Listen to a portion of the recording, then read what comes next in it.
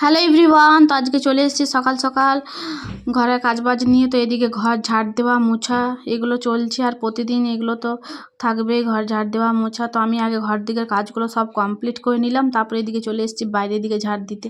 তো বাইরের দিকটাও ঝাড় দিয়ে দিলাম। আর আজকে অনেকটাই বেলা হয়ে গেছে, আজকে স্যাটারডে, ছেলের স্কুলও নেই। আর ভাবলাম চলো চারিদিকটা ভালো করে আজকে পরিষ্কার করি। আর এদিকে আগের দিন রাত্রে ওরা লাইটগুলো পরিষ্কার করেছে, সামনে বিয়ে ঘর গুছিয়েছে, তো প্রচুর নোংরা হয়েছিল। আর ছুঁচোতে এত নোংরা করছে চারিদিকটা, আগে একবার ভালো করে পরিষ্কার করেছিলাম। তো আজকেও ভাবলাম চলো চারিদিকটা ভালো করে একটু পরিষ্কার করে নিই।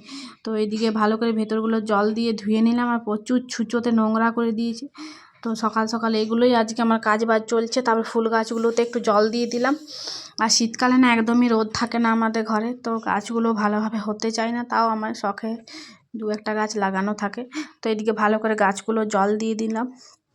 আর আমি না পরিষ্কার থাকতে একটু বেশিই ভালোবাসি, তাই বারবার পরিষ্কার করা, ক্লিন করা এগুলো আমার কিন্তু হতেই থাকে। তো এদিকে গাছগুলো একটু রোদের দিকে সরিয়ে দিলাম, ভালো করে চারিদিকটা ধুয়ে পরিষ্কার করে নিই।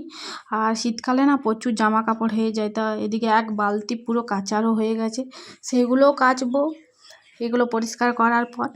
তারপর তো বাকি কাজ তো থাকবেই, রান্নাবান্না সেগুলো তো চলবেই। তো এদিকে দেখো আমার চারিদিকটা পুরো পরিষ্কার হয়ে গেল। তো আজকের ভিডিওটা এখানে, নেক্সট ভিডিও নিয়ে আবার আসবো, কেমন লাগলো জানিও।